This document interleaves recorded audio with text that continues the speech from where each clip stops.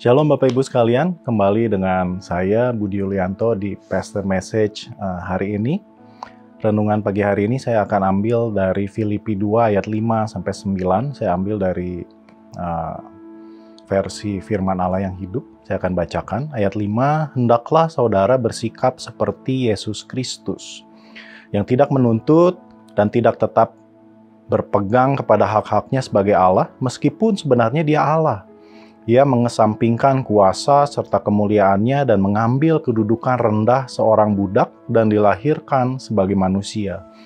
Ia lebih merendahkan dirinya lagi, bahkan sampai mati di kayu salib seperti seorang penjahat. Tetapi karena inilah Allah meninggikan dia sampai ke surga dan memberikan kepadanya nama di atas segala nama. Yang mau saya highlight pagi hari ini adalah ayat kelima, hendaklah saudara bersikap seperti Yesus Kristus. Hendaklah kita semua orang percaya bersikap seperti Yesus Kristus. Ketika saya merenungkan bicara tentang sikap itu selalu hasil dari sebuah karakter yang seseorang miliki. Oleh karena itu saya mau bahas tentang karakter pagi hari ini sebenarnya. Bersikap karena kita punya karakter. Artinya kalau kita diminta untuk bersikap seperti Yesus Kristus, artinya kita harus punya karakter yang seperti Yesus Kristus. Yang nggak nuntut, nggak juga pegang hak-haknya, walaupun dia tahu dia punya haknya, tapi dia nggak mempertahankan haknya, dia kesampingkan kuasa yang dia miliki. Dia punya kuasa, tetapi dia nggak pakai setiap kuasanya tersebut. Dia patut dan layak untuk dimuliakan, tetapi dia nggak mengejar kemuliaannya, dan dia ambil sikap seorang hamba, jadi sama dengan manusia, setara dengan setiap orang-orang yang ada di sekitar kita, bahkan merendahkan dirinya. Nah, dengan sikap dan karakter yang ia miliki di ayat 9 ini menarik Bapak Ibu, tetapi karena inilah justru Allah meninggikan dia sampai ke surga dan memberikan kepadanya nama di atas segala nama. Oleh karena itu betapa pentingnya karakter dari seseorang, karena karakter itulah yang akan mengeluarkan, menampilkan sikap kita, perilaku kita, tingkah laku kita, pola pikir dan perasaan kita kepada halayak ramai, kepada orang-orang di sekitar kita. Dan bicara tentang karakter, asal kata karakter ini dari kata Yunani yang artinya itu pahat. Nah, ini menarik ya Bapak Ibu, ketika kita tahu arti aslinya, asal katanya pahat, kita akan lebih mengerti apa maksud dari kata tersebut. Karakter ini sama dengan pahat. Pahat itu alat untuk memahat ya Bapak Ibu ya. Pahat itu sebuah alat yang dari besi yang ujungnya itu dibevel, dilancipkan, ditajamkan, dan gunanya untuk memahat, untuk membentuk. Jadi dari kata pahat ini juga kita bisa memahami bahwa guna dari pahat ini adalah untuk membuang bagian-bagian material yang keras itu yang nggak diperlukan, dan juga untuk membentuk menjadi sebuah objek. Jadi membuang hal yang tidak diperlukan dan juga untuk membentuk atau mengeluarkan sebuah esensi yang bernilai dari sebuah objek. Nah, dari sini kita bisa mengerti bahwa karakter itu dibentuk oleh pahatan-pahatan. Karakter kita ini nggak begitu aja ada atau lahir, tetapi karakter kita ini dibentuk dari pahatan-pahatan. Jadi pahami ini ya Bapak Ibu, bahwa setelah kita menerima Yesus Kristus, kita ini masih bahan mentah sebenarnya. Ya, yang perlu bagian kita perlu ambil bagian untuk membentuknya. Dan makanya kita sering mendengar istilah kita ini harus menjadi serupa seperti Kristus. Artinya itu bukan sebuah proses yang otomatis, tetapi itu sebuah proses yang memerlukan keterlibatan kita sebagai orang yang percaya. Karena ketika kita menerima Yesus, tujuannya cuma satu, untuk jadi seperti dia.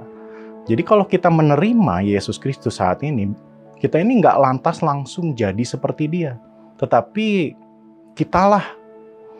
bagian kitalah yang harus kita kerjakan untuk menjadi seperti dia. Nah, pahami ini, salah satunya adalah Dimulai dari karakter kita ini terlebih dahulu harus dibentuk untuk jadi seperti dia. Kita harus pahat bahan mentah diri kita ini supaya keluar karakter yang seperti Yesus. Karakter yang kita mau, ya, karakter yang Yesus mau dari setiap orang percaya. Masalahnya adalah bahan mentah ini akan selalu ada di sini. Bahan mentah yang Bapak Ibu miliki saat ini itu akan selalu ada di sana. Dan ia menunggu untuk dikerjakan dan dibentuk.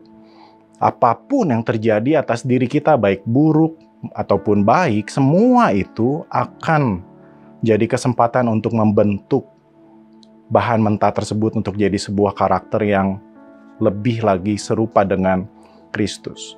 Nah, Bapak Ibu, saya bawa properti di sini. Ini adalah guci kayu, ini bukan punya saya pinjam yang papa saya. Nah, papa saya senang barang-barang antik seperti ini. Ini adalah guci yang asli dari kayu. Guci ini awalnya hanya jadi bongkahan besar kayu, ya, dari sebuah batang pohon yang besar. Dan batang pohon tersebut nggak bisa dinikmati hanya sebagai batang pohon aja, tetapi setelah dia dikeringkan dan kemudian dia dibentuk, dipahat untuk jadi sebuah guci, ya, dilubangi, terus dipoles sehingga jadi sebuah barang yang punya nilai seni, maka orang-orang yang menikmati seni tersebut bisa menikmatinya dan mendapatkan keuntungan darinya, mendapatkan fungsi darinya. Tetapi kalau dia hanya sebagai bongkahan kayu saja, dia nggak berguna apa-apa sebelum itu dibentuk. Demikian juga dengan diri kita ini, Bapak Ibu. Ketika kita terima Yesus, kita ini masih bahan mentah. Sadar nggak? Kita ini perlu pahat diri kita ini untuk jadi serupa dengan Kristus. Oleh karena itu, poin nomor 1 yang mau saya sampaikan kepada kita semua adalah bahan mentah ini mau dibuat seperti apa? Nah, ini pertanyaannya. Ketika kita terima Yesus Kristus, kita ini punya tanggung jawab untuk bentuk bahan mentah ini. Pertanyaannya mau dibentuk jadi apa? Saya mau tawarkan yang pertama. Jadi seperti Yesus itulah yang harus kita buat. Kita harus punya ide, harus punya gambaran, harus punya desain yang keluar dari diri kita, dari pikiran kita, dari perasaan kita untuk membentuk bahan mentah diri kita ini jadi seperti dia. Nggak ada yang lain, Bapak Ibu. Di dalam Kristus itu harus jadi hasrat terbesar dari diri kita ini untuk mengeluarkan Kristus dari diri kita ini. Bicara jadi seperti Kristus itu bukan masalah mau ikut-ikutan orang jadi seperti dia. Tetapi bicara pahat itu benar-benar dibentuk sehingga bentuknya permanen dan gak berubah lagi. Kalau ikut-ikutan, banyak orang yang ikut-ikutan untuk jadi seseorang, ya, tetapi itu bukan aslinya. Tetapi yang Yesus mau, yang Tuhan mau adalah kita ini dibentuk untuk jadi sesuatu yang seperti dia dan permanen sifatnya. Setelah dia jadi, dia nggak berubah-berubah lagi. Bukan hanya sekedar ikut-ikutan. Itulah yang pertama. Yang kedua, caranya adalah nggak ada yang lain, Bapak Ibu. Kita ini harus dipahat, karena karakter itu bicara pahat. Artinya, karakter itu nggak akan kita pernah punya kalau kita nggak mau buang bagian-bagian yang nggak perlu dan bentuk untuk jadi apa yang kita mau. Yang pertama tadi kita udah bahas bahwa kita ini mau buat kita ini punya karakter seperti Yesus Kristus. Berarti itu ide atau gambaran akhir kita nanti itu kita bentuk diri kita ini jadi seperti dia. Yang kedua, pahatlah diri kita ini untuk jadi seperti dia. Caranya adalah dengan buang bagian-bagian yang nggak perlu. Ya, oleh karena itu firman Tuhan akan sangat berguna, sangat bermanfaat untuk bisa mengevaluasi, melihat, menilai, dan apapun yang tidak sesuai dan apapun yang mengganggu dan menghalangi itu harus dibuang. Oleh karena itu izinkanlah, relakanlah untuk kita ini mau dibentuk, dibuang supaya kita ini bentuknya semakin serupa Kristus. Buang bagian-bagian menutupi selama ini yang menghalangi untuk kita jadi serupa dia, buang Bapak Ibu. Bentuklah karakter, sifat, sikap, pikiran, dan perasaan Kristus itu ada di dalam kita. Oleh karena itu, komunitas, komunitas sel, komunitas ibadah, juga firman Tuhan tentunya itu akan sangat kita butuhkan. Terutama Roh Kudus itu akan sangat kita butuhkan untuk menolong kita supaya kita ini mau dibentuk seperti Dia. Khususnya ketika kita harus buang bagian-bagian yang tidak diperlukan. Supaya karakter kita ini jadi seperti Kristus. Sekali lagi Bapak Ibu, karakter itu nggak terjadi begitu aja, perlu ada tangan seniman yang mengerjakannya. Dan kita sendirilah seniman itu. Kita sendirilah adalah pemahat-pemahat itu. Kita sendirilah yang akan memahat bahan mentah ini. Dari apa yang kita putuskan, dari apa yang kita pikirkan, dari apa yang kita hidupi, dari apa yang kita kerjakan, itu akan jadi suatu objek yang mudah-mudahan itu berharga buat kerajaannya. Dan dari semua itu akan jadi pahatan-pahatan yang membentuk kita jadi apa, dan kita ini seperti siapa.